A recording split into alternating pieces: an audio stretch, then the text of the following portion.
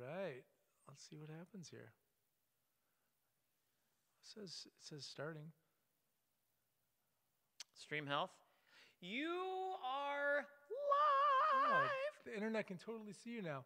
What's up, everybody? It is Nick from 50 Campfires. And Clint from 50 Campfires. Are we for reals live in the YouTube universe? It's our first time attempting to do this. It is. We've been doing this for quite a while over on the Facebookers. We have, and now we're here on YouTube because YouTube's awesome. Why not? Why not? Daily Outdoor is a show where Nick and I get together twice a week and chat about things that came across our desk that we think is interesting in the outdoors. Could be a piece of gear that came in the mail. Could Not be this desk, though. We don't could share be a desk. story. We don't. That'd be really awkward if it was we like don't sit here and share this desk. we just sit together. here and wait. Like when's something I gonna think come you're across pretty it? cool, but I don't want to do that. No, ever.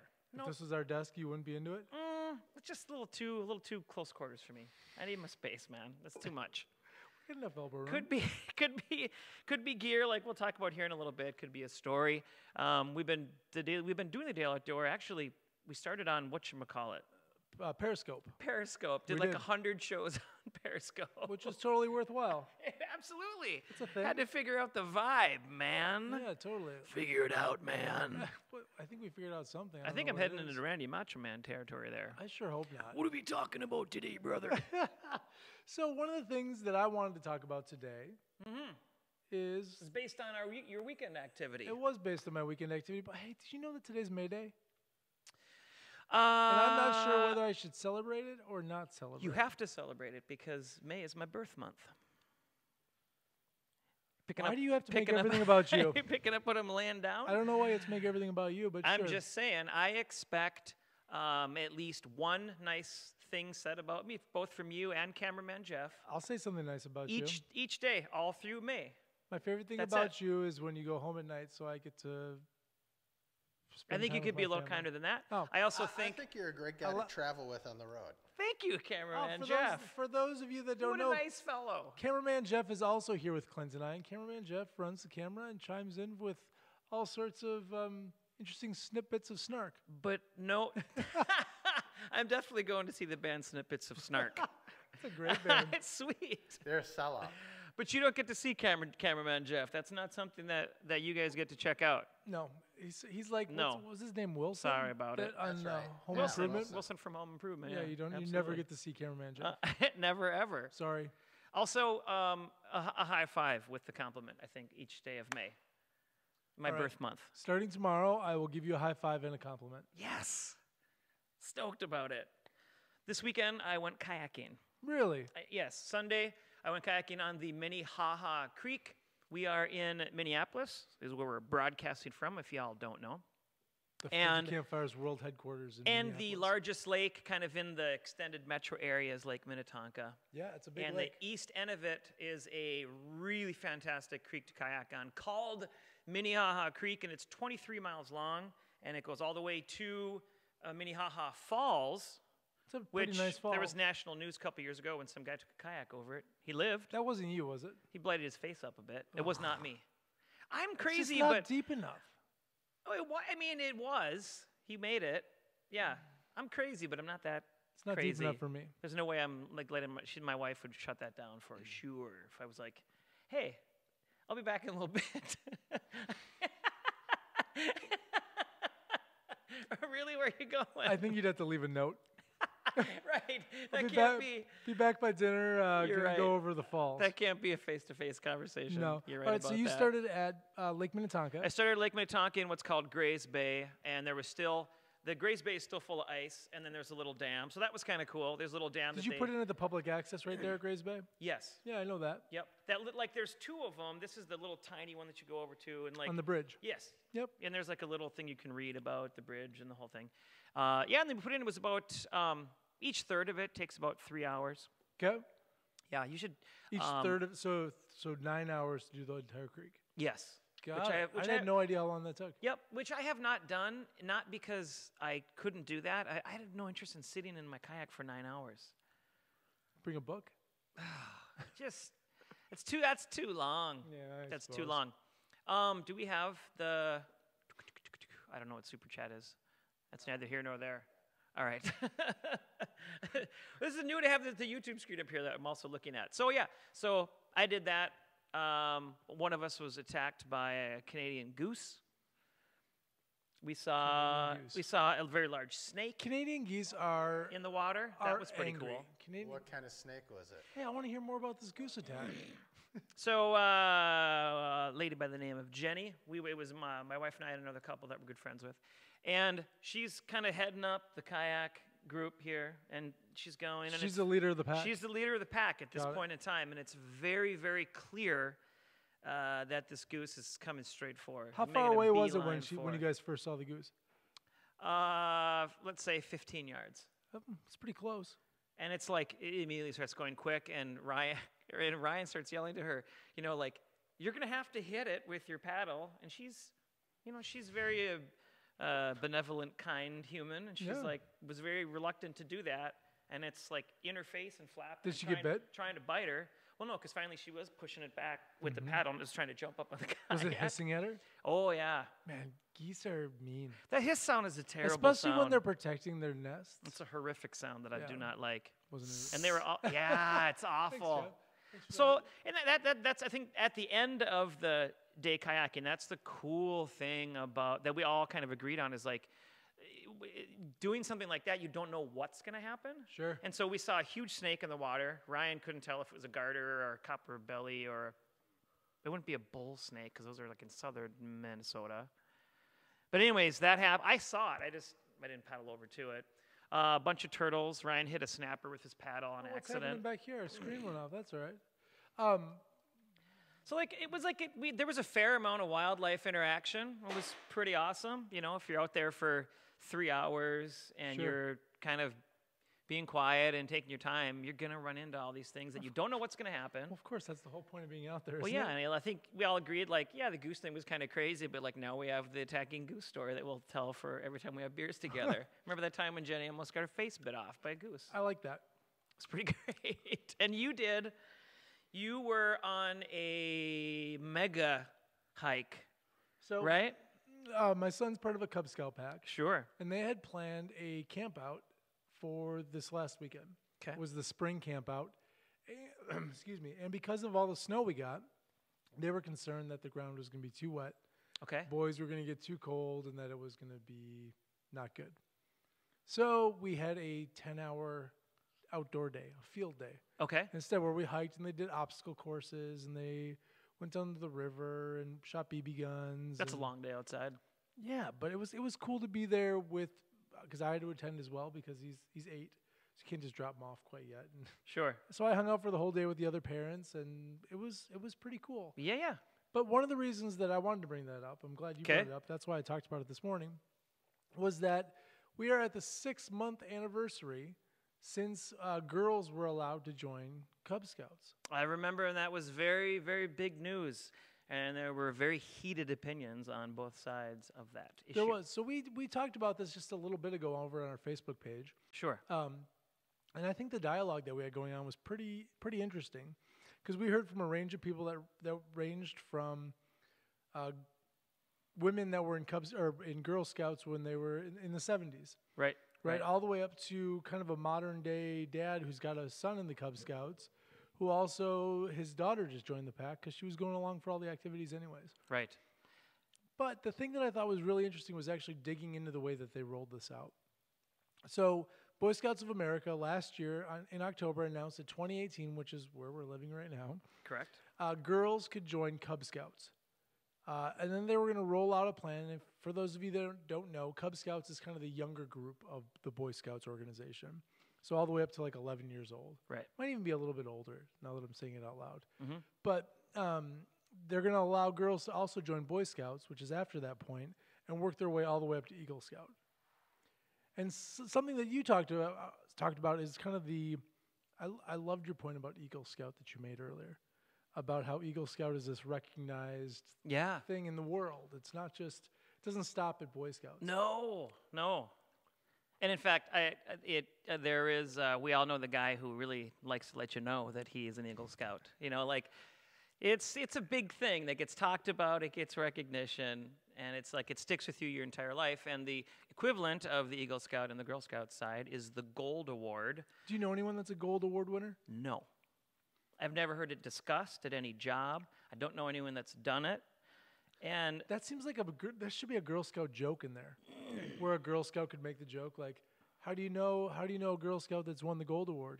You don't. How do you know a Boy Scout that's won the? he lets you know. He lets you it's know. like the CrossFit people, yes, right? exactly. Or people who ran a marathon. I'm glad you picked up on that. Yeah, It took me a while to get there. Yeah, a little clunky to the You're like, start of your "Oh, joke well, there. I actually have a dad joke that I heard at the Boy Scout. Yeah, you want to hear it? No. All right, so a sloth gets attacked by 3 turtles. And the police show up and say, what did they look like? And the sloth says, I don't know, it all happened so fast. Cameraman Jeff, What do you think? thoughts? Thumbs up? Beautiful. That's a good. No. That's a great dad joke. I really like that one. God, I came across one similar this morning, and I can't remember off the top of my head. No? Yeah, I can't remember. I don't have it. Oh well, it's too bad for you. All right, sorry. I'm So- also looking at the YouTube platform. Yeah, I know, because it's interesting. It's a new toy in front of me. Yeah, first time we've Apologize. been on, so Yeah. bear with us and the new tech. And so the question comes down to, I think, how does that land with you? The fact that do you think Girl Scouts should be able to join Boy Scouts? Are there pros and cons? So Outdoor Bill chimed into this conversation earlier, and something that I thought was really interesting for him was that his opinion, I don't know if this is true because I haven't done enough research into Girl Scouts, but that the Girl Scouts was established as a homemaking group. Sure. Taught girls how to be homemakers. Right. Boy Scouts is a different thing, and although it varies from kind of pack to pack based on who's leading it and who's involved with it, I think that if there are girls that want to get involved in outdoor activities and kind of, Boy Scouts they do some cool things. Yeah. Right? There's all sorts of badges to earn that are based on interests of the kids, not just this really strict curriculum that they could put them through. So I think that if you've got a girl that's interested in the things that they do there, why not? Right. That's my opinion. Mine tends to be that if the Girl Scouts had been on top of adjusting the curriculum with the fact that society's changing, I mean, whatever your feelings are about that, that's clear.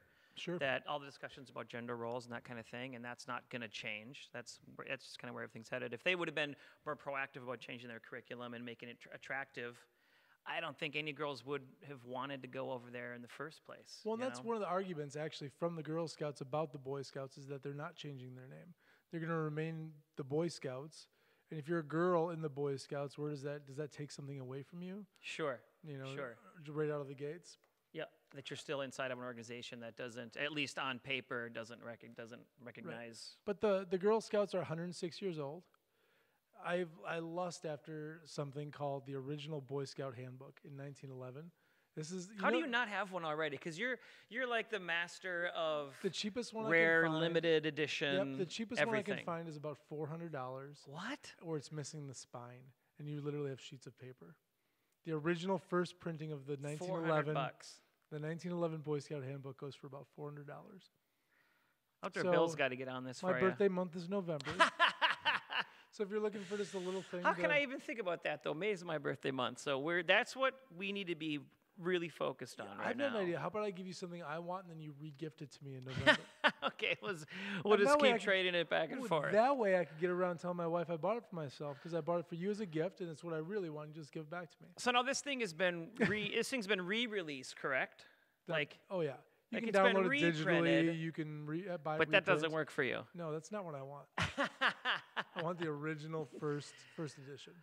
Well, laser printers are pretty sophisticated. I think I can pull it off and fool you. But the other thing, just rounding back to the girls in the Cub Scouts, the thing that really brought it to my attention today was that this spring campout would have been the first spring campout that girls were allowed to participate in. Or not allowed, but could participate in. So have any girls joined the Cub Scout group that your son is in? So the Cub Scout group that my son is in, there are no girls in it. Okay. At least none that I've seen. And is that troop leader open to that? I don't know. So that's the thing, is that the Boy Scouts put out the verdict that girls could join. Yeah. But they leave it up to the individual individual packs, whether they're going to allow girls in or not. That's super interesting to me that they And have then it set up once like the that. girls are allowed into the pack, they have to be within their own den. Okay. So they segregate the girls and the boys by den. So you can't have, let's say it's a wolf pack, right? Like a second grade group. Okay. You can't have girls and boys in the same wolf den. Right. So I heard that they're not changing the curriculum at all for them, but it's going to be, they're just separated. Okay. That's interesting. Sure. I think there are probably pros and cons to both of those. You could certainly see where that would be a huge distraction. Sure. Just because you get wound up young boys and that, they'd be trying to be cool and impress girls and that kind of thing. So I don't want to cut our conversation short about this, but I do want to talk about the giveaway that we're doing. Let's do it. So hold up that sign there, just so people can see what we're giving away. So it's an. We want to see what's in your pack. We want to see what's in your pocket. I want to see what's in your purse. Love to see what you hide in your sock, right? Like what are you carrying around with you all the time? What are you taking camping with you? We have a contest that we're running now through Sunday, sponsored by Kershaw Knives, and we are giving away an amazing Kershaw Kershaw tools. It's not even just knives. Everyday carry prize pack. So we'll start with this. This is the Kershaw Leak. Pretty sweet. It's a Ken Onion design knife. That blade right there is awesome. It's very awesome. It's it's precise. Open. It's precise, and it's really like slick. Yep. And I was telling you that I've always had ones. I've always had your basic kind of drop point. I haven't had this is almost perfectly straight. And there were a lot of camp tasks where it was nice to have this, to use it almost as you would use a razor blade. It was very... Yeah, it's very razor blade. Yeah, I ended up really liking it, and I didn't think I would. So this is the Kershaw Ration. We're giving away 5 of these kits. So there's 5 winners for our contest that runs a week. You should really win this. You right there should win. All right, this is the Kershaw Ration. It's a spoon. It is a fork. It's a bottle opener. It's a cool little carabiner. Groovin'. Awesome way to eat dinner. This is the Kershaw Jens carabiner. So it is a 3-size hex wrench. It is a cord cutter. It's also on a really slick carabiner, so you can attach it to your pack or your belt loop or whatever it is you want to do. Easy. This is the Kershaw PT1. PT1 is, again, lanyard. You can attach it to a lanyard. It's got a bottle opener and it's got a screwdriver, and I've talked about this. You're going to be sick of hearing me say this. I think this is a cool, dull little blade that you could use to open boxes or just multi-function beyond just a screwdriver. I would use that scraper if I had a nasty part of my cast iron to clean. I could see myself doing that. Ooh, I can see you doing that too. This is the Kershaw K tool, shaped like the Kershaw K. Lanyard hook or loop at the top, bottle opener, screwdriver. It just makes you look cool when you've got it on your keychain. Agreed. And then the Kershaw Taskmaster, which is a folding limb saw for camping. To be able to cut, folds up really easily, puts it in a pack. If you have anything that gets in your way, you need to break down some tinder. I'm gonna have to use that today because I started. I'm not letting you take this out of the office. I started rehabbing the campsite where we shoot a lot of our videos, and I might have to do a little bit of lemon up. And last but not least is the Kershaw Fire Starter. We set the smoke alarms off with this. Don't do that again. So it puts off a lot of sparks, big flame.